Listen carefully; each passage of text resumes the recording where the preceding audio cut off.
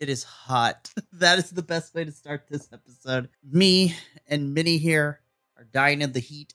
So we are just going to get in and out as quickly as possible so we can go lie down underneath a giant fan and drown ourselves in water. But hi, all you BC WrestlePod nerds out there, and welcome to another rendition of the Raw Squad Review, your weekly WWE Monday Night Raw review team.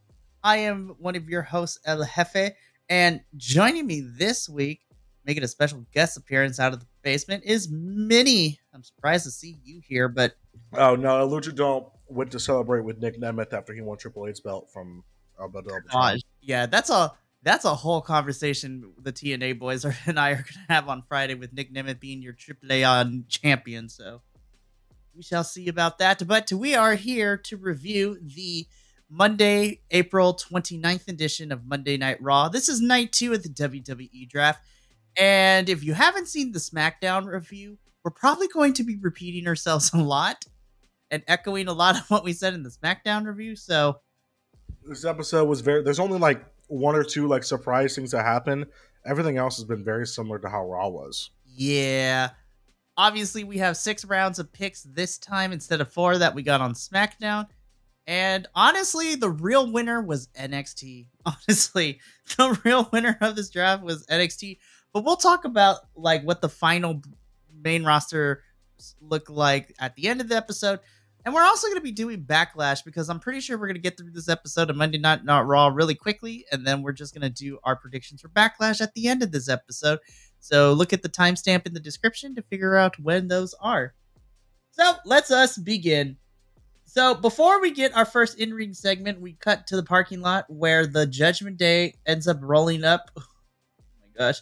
With Logan Paul, IShowSpeed, and Super Bowl MVP Patrick Mahomes, of all people. Well, they're in Kansas City, so it makes sense. And I like the way they betrayed him because he's came out in interviews and said that he'll be the NFL's bad guy if they need him to be the NFL's bad guy. So they betrayed him as a heel, which I thought was really funny.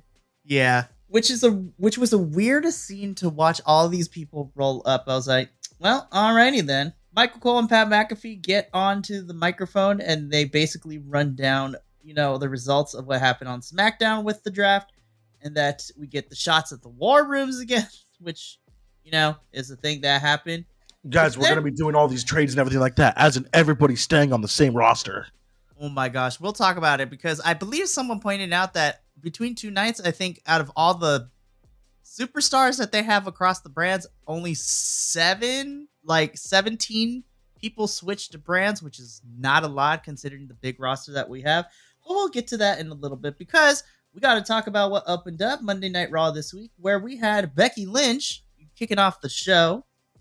And she basically sets up that, now that she's won this title, she has to find her first challenger. And out comes, cry about it, Liv Morgan out on the scene. Basically talks about, I'm not saying, Becky, you should give me this title shot, but you should give me this title top because I did what you couldn't at WrestleMania, which was get rid of Rhea Ripley and beat her. Queen Liv Morgan. We love Liv. I hope that we wait until SummerSlam, which is when I hope this match happens, and then Liv can take the title off of Becky at SummerSlam, but we'll see what happens with all of that because as these two are going off with the face-off and trading, verbs and adjectives across the ring, Nia Jax music hits and she interrupts. She's drafted to SmackDown, but she is on Monday Night Raw for her last match before she moves on over. And I was laughing because the crowd was cheering. Yeah, I was surprised she was getting cheered. She's like, oh, I was like, dang. I was like, that's the sign of a good heel. They're cheering because you're moving to the other brand. But essentially what this does is that we continue the storyline of eventually when Liv and Becky are going to throw down. But for tonight, we're getting Nia versus Liv in a match later on in the evening. So then we cut back to the parking lot. Main event, Jey Uso, Mr. Yeet himself arrives to the arena. And we see backstage, Miss Stephanie McMahon getting ready to announce the draft along with her assistant. And when we come back, we go to commercial. Come back. Sami Zayn enters the building. He's going to defend the title against, Big Bronson Reed later in the evening.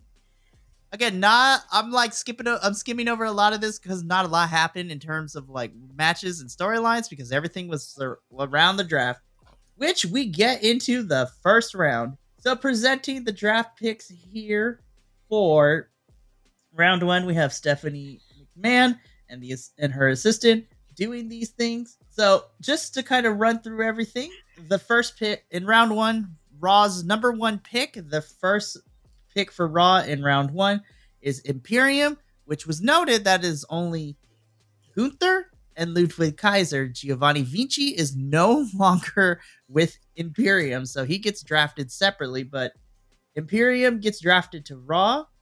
SmackDown then selects as their first pick in the first round Jade Cargill, which makes sense. She's the. It's funny how Braun got signed to SmackDown, and then Raw signed someone, and they ended up getting switched anyways. But that's neither here. Jade's gonna stay on SmackDown. Probably one of the best shifts in this first round is that Raw has drafted the entirety of Damage Control. So Asuka, Kairi, Io, and Dakota Kai are all coming to Raw, which is great because we have been saying that the women's roster on Raw needs a kick of adrenaline with more depth to their women's roster, and these four coming to Monday Night Raw gets me excited because now you have those four along with Liv and Becky and all the other women that are on Raw to make something fun with this. And then to close out to the first round, SmackDown drafts Kevin Owens. So Kevin Owens and Randy Orton are both staying on SmackDown so we can continue to get their tag team, which I am here for. Absolutely. So the only real shock is that Damage Control all the Damage Control got switched to Raw. Everybody else stayed where they were. But I'm happy to see more women on Monday Night Raw because now Asuka can go back to fighting everyone on that Raw roster. It's going to be great. I'm here for Asuka just beating up people. Yeah. I'm here for Asuka. So, after this, Gunther and Ludwig Kaiser head down to the ring. We get a recap of what happened last week with Ludwig attacking Giovanni. And then we get Gunther and Ludwig cutting a promo in the ring, which gets interrupted by the New Day, which then gives us our first match of the evening, Gunther versus Xavier Woods. Obviously, this is my favorite match of the night of the few that we got. This went 15 minutes. I was very surprised. I was pleasantly surprised that they gave this match a lot of time. They didn't have a lot of matches on the card, so it makes sense. It's crazy that we have a wrestling show, and we barely had a lot of wrestling tonight, but that's okay. I thought this was a really good match. Xavier Woods is always fun to watch. Gunther is crazy. I love that Gunther's finisher is whatever he wants it to be at this point. He has like 15 different finishers, which is always fun to watch. But he makes he makes Xavier tap out after Kofi thought about throwing in the towel, but Xavier said no. But ultimately, Xavier taps out, and Gunther is your winner by submission. This was a strong match that opened up here, and yeah, so Gunther did it. This was a great match. We cut backstage. Main event Jey Uso is still in the bidding with Kathy Kelly, and she asks him if there was any pressure being the first round draft pick to Raw from SmackDown. And main event Jey Uso says that, you can put all the pressure on him. But, also they're like, oh yeah, we have the draft, but we also kind of have a pay-per-view this weekend too. So we got to build to that because Jey says that he's ready for Damian Priest and he's ready to throw down. And then Kathy asks Jey about Logan Paul, and Jey says he's glad he signed, Jey says he's glad that WWE signed a Paul brother, and then try to play nice, and that was it. So yeet. So we're just going to fast forward to the next round of the draft because nothing happened in between all that was of any importance. Not really. Round 2 of the draft, we had Logan Paul and IShowSpeed be the ones to make the announcements here. So in our draft picks, SmackDown selects the entirety of the Pride, so Bobby Lashley and the Street Profits and BFAP will be staying on... Well, actually, no, let me back that up. IShowSpeed starts by saying that Raw drafts CM Punk, so Punk is staying on Raw. So here's my thing. We said earlier that if they're on injury list, they're not being drafted, so is Punk not injured? I don't think he... I know. They said anyone that's out on the injury list won't be drafted, which means to tell me that I think Punk is not quite on the injury list, but he's still not 100% yet. Just enough for him to do stuff. Is he doing what McIntyre is doing right now? Because McIntyre elbow's hurt. I think so. He's not doing any house shows. He's just doing the main shows. I think so. But yeah, Raw selects Punk. Then SmackDown picks the Pride. So Bobby Lashley, Montez Ford, Angelo Dawkins, and B-Fab. Raw drafts Braun Strowman, who we'll talk about in a little bit. I love Braun Strowman. I'm happy. And round 2 closes off with SmackDown drafting Tiffany Stratton. So basically everyone's staying where they originally were. I'm like, whoa, nothing crazy. But then Braun Strowman, I'm just going to run through this next thing. So that's what we get. And, you know, Michael Cole and Pat McAfee make sure we all know that, oh my gosh, Punk got drafted before Drew McIntyre, which we'll talk about in there in a little bit later. So then we get this really long-winded segment that didn't need to be here because it involved Logan Paul, Jey Uso, the Judgment Day, Braun Strowman, Patrick Mahomes punching JD by accident with 3 Super Bowl rings. This was a nothing segment. Besides Braun Strowman coming out. Yes, that was the only important part. Braun Strowman is officially back, and I'm ready to tear the house down. I'm glad. Braun Strowman. Yeah, I'm happy to see that he's back. But this was a really weird segment. So then we cut backstage. Chad Gable manages to talk R-Truth into giving the Alpha Academy a World Tag Team Championship match later in the evening. R-Truth is the national treasure. Protect him at all costs. Yeah. So we're going to fast forward because there's a backstage interview with Booker T. And then Drew McIntyre appears. He's mad. And then he starts heading to the ring for later. And yeah, so that sets up what we're going to get later. Which then comes to our second match of the evening. The International Championship. You know, Intercontinental, the IC Championship. Big Bronson Reed versus Sami Zayn. This was a 7-minute match that ended in disqualification. Because Chad Gable interfered and hit Sami with a German suplex. And Bronson Reed got mad about it. Instead of teaming up like WWE used to do because they're bad guys, he attacked Chad Gable. Yeah, Bronson just beat everyone up. I was like, I smell a triple threat and I'm kind of here for it. And I'm just going to talk about this here because later in the evening, Sami Zayn gets dark mode and then he attacks Chad Gable back and lays him out. I was like, yo, Sami, that was kind of vicious. I'm here for it. But, you know, we'll go from there. So now we get into the third round of the WWE draft. So this is where things get a little bit interesting because in the third round, Raw selects the entirety of LWO, which includes Rey Mysterio, Dragon Lee, Cruz del Toro, Joaquin Wilde, Zelina Vega, and even though of what happened on SmackDown, Carlito is still a part of that, so Carlito gets drafted to Raw, which is going to be great because now Rey and Dominic can start fighting again. They already did, a little bit. I'm ready for Rey to drag Dominic for filth while he's injured. It's going to be fantastic. While he's injured. Yeah, that's fair. So LWO gets drafted to Raw. Then SmackDown selects to keep Legado del Fantasma on to SmackDown. So I was like, good, we're done with that feud that took like 40 plus years. Oh my God. Let's be honest, Minnie, that was not a great feud. They didn't need to do it for that long. No, because we went way too... We did almost a whole entire year and it was not great. There was like a couple cool things that happened, but like... It did not need to happen. No, because like, I don't even know who the... Like, here's the funny thing. I'm the one that watches SmackDown. That's the superior show. And I couldn't tell you the members of LWO and... Legado. I couldn't tell you who's who. They did nothing with that feud. I'm just like... It was all a means to the end just to get Carlito to set up to be the one to betray Rey. I'm like... Yeah, it was... But anyways, so SmackDown picks Legado. Raw selects Drew McIntyre, and the second person tonight that is moving to a different, well, not the second, but another person moving to another brand, Shinsuke Nakamura is heading to SmackDown. I'm like, thank the Lord, because I feel that Shinsuke has hit his ceiling here on Raw, and I feel like Shinsuke would do better on SmackDown. Yeah, it gives him something to do. And it'll give him new feuds to do so as well. Besides losing to everybody. Yeah, that's very fair. So then we get probably my favorite part. Drew McIntyre comes out, and he's not a happy camper.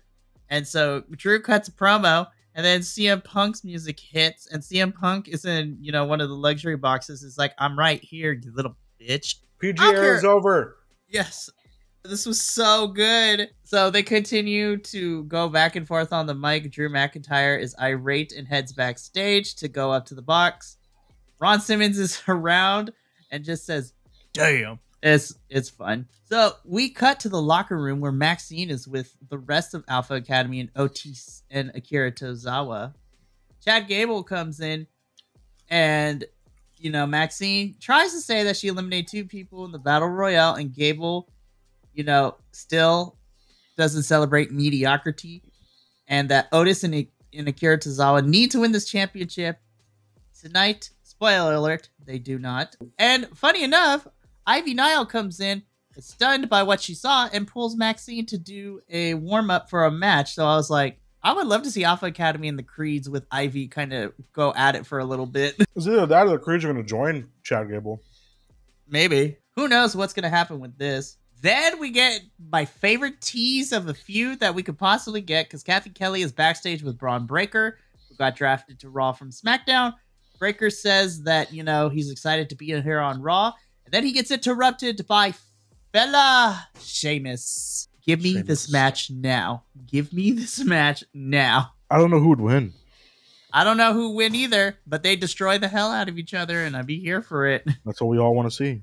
Yes. Which then leads us into a very short match. Candice and Indy versus Maxine and Ivy. This was a short match.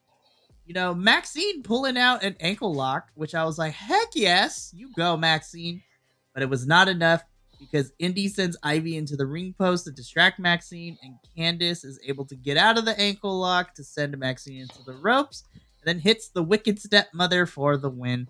Hey, I will say, Maxine's kip up, that looked like you know, like a heel, like I'm the queen shit kip up. That was a really cool little kip up she did. This match, I think, served its purpose in the sense that it's to show everybody that Maxine is improving, because that ankle lock was nice looking. It was really good to watch. It was. But once again, Candice and Indy are, you know, the winners, and Maxine is continuing to be on a losing streak. Mr. Gable's not going to be too happy about that. No, Gable is not going to be mad. We get a quick backstage segment with LWO. You know, Ray talks about Carlito's betrayal. Ray and Dominic have a run-in. So, what's that on your lip, Dirty Sanchez? I was like, yo, if we get this Rey Mysterio from here on out for the rest of his career, what's probably going to inevitably be the retire match at next year's WrestleMania, I'm here for him busting one-liners. It'd be fantastic. So from here, Always Drew here McIntyre goes up to the boxes to look for CM Punk. CM Punk is not there, but just an autographed picture, and Drew is very upset. And CM Punk heads to the ring. Again, we get the second half of this, which is kind of funny. This feud between Punk and McIntyre, once it finally starts going, like when Punk fully returns and they start, it's going to be really good, I feel. You know, honestly, I think this is the match. I think Drew and Punk is going to happen. I think we're going to see it at SummerSlam, but we're just slowly getting there, which I'm excited for. All right, so now let's get into the fourth round of the draft. So this is where the fun happens for me personally. We'll talk about why. So we have Alundra Blaze and Teddy Long, the ones doing the draft picks. So Raw selects the entirety of the Judgment Day. So Finn, Dominic, and JD are all staying on Raw. SmackDown drafts Naomi, so Naomi is staying on SmackDown. Then the first NXT call-up of the night, and this was a big one for everybody because the next pick for Raw was the Mad Dragon himself, Ilia Dragunov. So Ilia is going to Monday Night Raw, and I'm excited. Which then we cut to the NXT arena. Everyone is there. And then finally, to round out this round, and then we'll talk about Ilia getting drafted, going to SmackDown is Chelsea Green and Piper Niven. So I'm like, awesome. More women. This is going to be fun. But yeah, let's be real. Judgment Day staying on Raw is cool and everything, but Ilia is coming to Raw. Everybody's about to get murdered. Someone's going to take an H-bomb from the top rope, and I'm going to love it. We get to see it on main roster. And, you know, whether he joins Imperium or not, Gunther versus Ilia 3 is the match I want to see when we get it. So this better be a match at Bash in Berlin in August. Oh, I would hope so. I would just melt. It's going to be fantastic. So that is the fourth round. NXT won this round because Ilia is going to main roster, and Ilia's going to kill it on Raw. It's going to be fantastic. So then We get Liv Morgan versus Nia Jax. So this is what you with the with Tiffany. Barbie. Yeah, with WWE Barbie at ringside and Tiffany Stratton watching Nia in this match. This is a match that we come to expect. You know, Nia Jax being the muscle, Liv Morgan being the underdog, I guess. And, you know, Nia has most of the control of this match, but Liv is able to kind of counteract it. And in the middle of this match, towards the end, though, Naomi beats up Tiffany. And then they brought the ringside. You know, Nia gets distracted with all this, which allows Liv to hit a springboard co-breaker for the win, for the Oblivion. And, you know, your winner by pinfall is Liv Morgan. Surprisingly, Liv Morgan beat Nia Jax. Fairly clean, too. Yeah, let's be real. They're giving Liv wins because, again, we talked about this, and I think this is where we're headed. Becky and Liv is probably going to happen at the summer, probably at SummerSlam, so we got to give Liv some wins here. And why not beat Nia Jax since she's going to be on SmackDown starting next week? Alrighty, so we're going to skip through the backstage segments because it didn't really matter. So now we get to round 5 of the draft. This time we have the Dudley Boys coming out here. Again. So Bubba Ray announces that Raw selects the New Day to stay on Raw. New SmackDown, Day? Yeah, the New Day. SmackDown is keeping the Yes Boys and Pretty Deadly. I forgot they existed. We haven't seen them. I love Pretty Deadly. They're so stupid. I love them. Then, once again, NXT happens because Monday Night Raw selects from NXT Lyra Valkyria. And I was like, yes. Finally getting called up. Hell yes. I'm super, super excited. So Lyra is getting called up to Monday Night Raw. And to end round 5, SmackDown is taking Candice and Indy. So our Candice and Indy are moving on over to SmackDown, which makes me super excited. And I'm going to say this when we do our predictions for Backlash. I was like, I noticed that we're stacking a lot of the SmackDown roster with women's tag teams. Gee, I wonder why. Well, who would have thought? Who would have thunk it? So next, we have our World Tag Team Championship match. Awesome Truth, Alpha Academy. This ended up being what it was. Tazawa and Otis being entertaining, but Miz and Truth picking up the win here with Miz going for, you know. Dude, the Miz turned Tazawa inside out on the apron. Did you see that? Yes. Oh my lord. The Truth crushing finale tag team maneuver for the win. So still your World Tag Team Champions, the Awesome Truth. Then we come back to backstage. The Judgment Day are licking their wounds. JD McDonough had a big old shiner. Okay, that was one of the worst, makeup. Oh my gosh. Come on, WWE. See, I wish the professor could, channel himself because our theater folks would be like, that's a bad makeup job. But, you know, they're just licking their wounds and whatnot. Liv Morgan is backstage and, you know, her and Becky have a stare-off. I will say, though, someone pointed this out to me later and I was watching because apparently during one of these backstage segments, Liv and Dominic Mysterio were talking back in the background. I think it was they were just talking because they were backstage. I don't think it was anything, but if it was something, are we about to get a Rhea Ripley versus Liv Morgan custody of Dom? That'd be hilarious. But as soon as Liv walks off, Damage Control rolls up on Becky and it tells her that they'll be seeing her on Raw. I'm like, yes, Damage Control and Becky fighting now for a little bit. I'm here for it. So now we get to the final round of the draft. Adam Pearce and Nick Aldis are coming out to do the final picks. So, in the pick number 1 for Raw in the final round of the draft, Raw picks up the Final Testament. So, Karrion Kross, AOP, Paul Ellering, and Scarlett are all coming to Monday Night Raw, which is super fantastic. SmackDown drafts DIY to go to SmackDown, which makes me super excited. I think SmackDown will do wonders for DIY. Raw's final pick for the on-air draft, because lots of things happen off the air. Ross keeps Big Bronson Reed there. And then the final pick of the evening on air, SmackDown selects NXT superstar Blair Davenport, which makes me super excited. So, formerly known as Bree Priestley, and has had ties to Will Ospreay. So I'm just like, yes, Blair going to main roster. She's been ready since coming over from NXT UK. I'm super happy that Blair's going to SmackDown because she's going to kill it. They should really put like, they should really just been called NXT draft because like those are the only real moves that happen. Like Nia Jax moving was solid. Andrade's coming to SmackDown. Shinsuke's coming to SmackDown. DIY's coming to My SmackDown. favorite thing that they changed was the fact that Legado and LWO are no longer going to be fucking feuding. Thank gosh. We can finally see you do something else. Yep. But yeah, really for me, the whole 2 nights of the draft, the real winner were the NXT kids that got, moved over to main roster, honestly. So Carmelo, Braun, Lyra, Ilia, Blair. And then we'll talk about a certain someone because Dijak got, Dominic Dijakovic, aka Dijak, got drafted to Monday Night Raw in the social media draft. But congratulations to Blair. I'm super excited.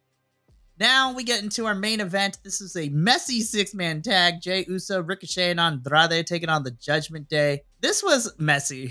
It's a standard.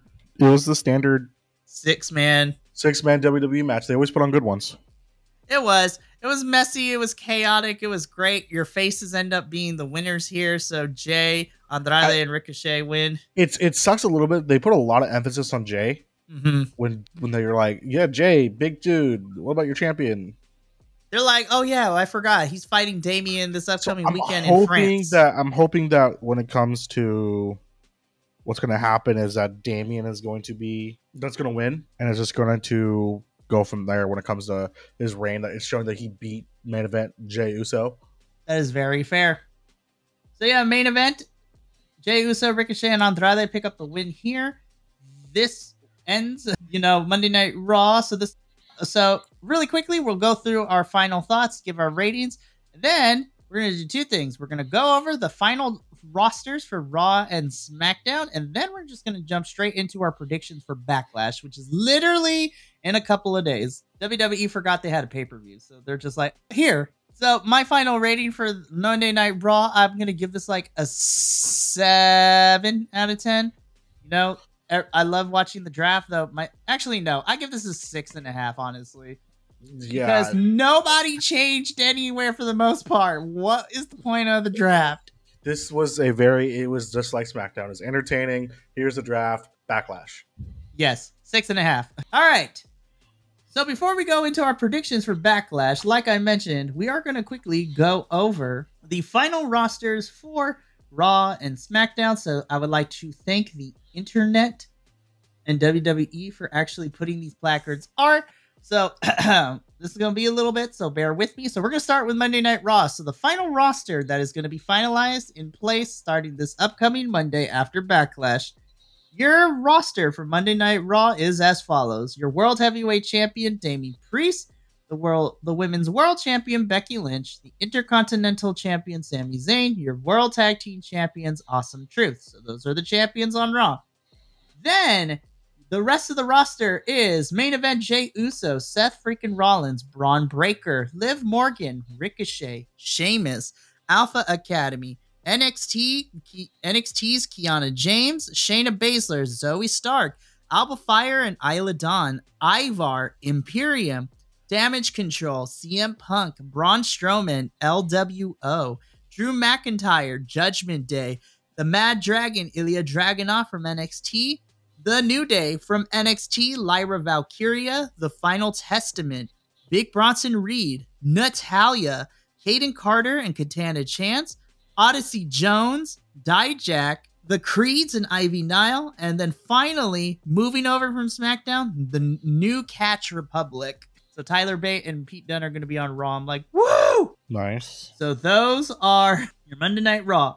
So now, let's go into SmackDown. So SmackDown, you have your undisputed WWE Champion Cody Rhodes, the WWE Women's World Champion Bayley, your United States Champion Logan Paul, and the WWE Tag Team Champions A-Town Down Under. Then, rounding out the rest of SmackDown, you have Bianca Belair from NXT, Carmelo Hayes, Randy Orton, Nia Jax, LA Knight, The Bloodline, which is Solo Sikoa and Tama Tonga, AJ Styles, Andrade. You have the entirety of the OC, which is Michin, Gallows and Anderson. Then you have Baron Corbin coming back up from NXT. Cedric Alexander and Ashanti the Adonis. Jade Cargill, Kevin Owens, The Pride, which is Bobby Lashley and the Street Profits and B-Fab.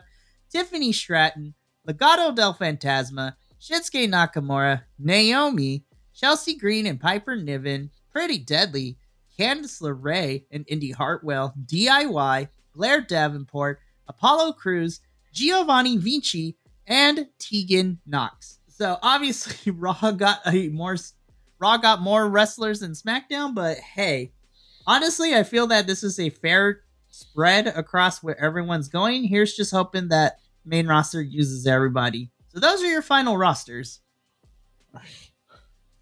Oh, they look so different. Honestly, let's be real. The only true changes is that some people switch places and some of the NXT kids got to main roster, but pretty much everybody stayed where they were. I hope that they actually keep the brands separate. Please do. I don't want to see people coming over to different, brands because it's a mess. Anyways, the draft was the thing this year. These are your final rosters. So let's move on because now the last thing me and Minnie are going to do in this video is because Raw had nothing for us to really recap. We're just going to do our predictions for Backlash. So Backlash is coming from France this upcoming weekend. It's going to be a fun pay-per-view. Myself, Minnie, and hopefully the Professor will be reviewing it next week.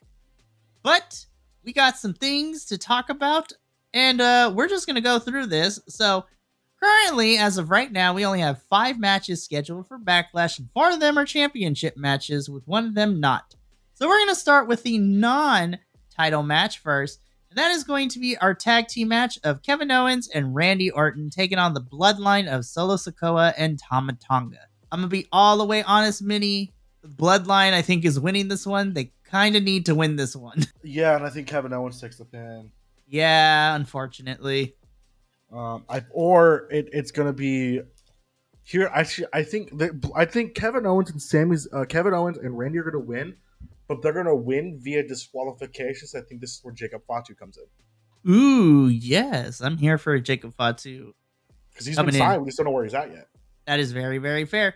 So yeah, so me and Minnie select the Bloodline to pick up the victory here. So now let's get into our championship matches. So first, let's start with our WWE Undisputed Women's Tag Team Championship match.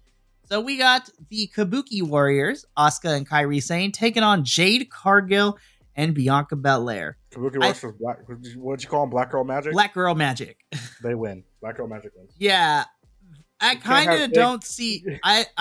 There's not really argument to be made of why Jade and Bianca lose, but who knows, crazier things have happened, but I'm picking Black Girl Magic to win this one. Yeah, they want Jade Cargill to look really good, so that's who's gonna win it. Yeah, so Kabuki Warriors love you, but Black Girl Magic is winning this one.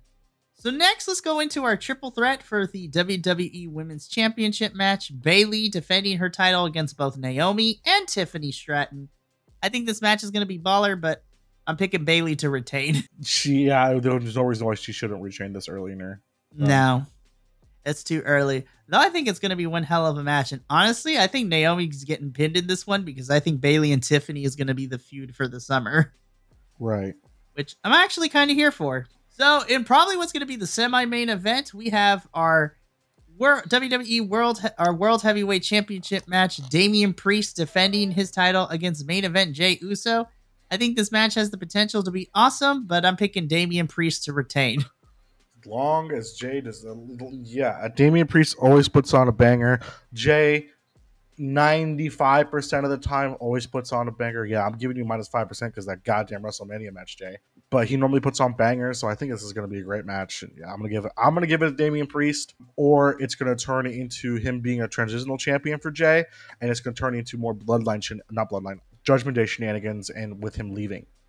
One of the two is going to happen. Yeah, but Damian Priest is going to walk out of France your champion, which leads us to our final match and probably what's going to be the main event for the undisputed WWE Championship. The American Nightmare Cody Rhodes defending his title against the phenomenal one AJ Styles. Again, I think this match is going ball, but Cody Rhodes is going to retain here. The funny thing about this is the first time they've actually had a match against each other. which is nuts. Which is funny because AJ had a match against his dad. AJ's Yeah. faced Dusty Rhodes, which is hilarious. But yeah, it's gonna be Cody because if Cody drops the belt after beating Roman after that, it would be very, very weird. I'd be very confused on what Triple H is doing. Yeah, that'd be very weird for sure. But those are our picks. And Backlash will be this upcoming week, so this should be interesting. All right, well, that is going to be it for us here at the Raw Squad Review. Apologies because there wasn't a lot to recap due to the fact that the draft took place. But hey, starting next week, the draft is in place. We got some new NXT kids in the main roster scene, so that's going to be fun. And, you know, Backlash is going to be this weekend, but then once Backlash is over, we are building to our summer of crazy pay-per-views because we got Clash at the Castle in June, Money in the Bank in July, and then ending off the summer right is SummerSlam. So we are on the road to SummerSlam, y'all. So for myself and Minnie and the rest of the BC WrestlePod boys, remember, take care of yourself, love one another, stay Bi-Conic, and remember, you always deserve to finish your story. We'll catch you on the flip side. But until then, ta-ta for now. Bye. Bye. Thank you so much for tuning in to another Vibe Tribe production. What's gonna happen next time? Well, you're gonna have to tune in to find out. But until then, remember, take care of yourself, love one another, and as always, make sure that you keep the good times rolling. Thank you for being here, and we'll see you next time.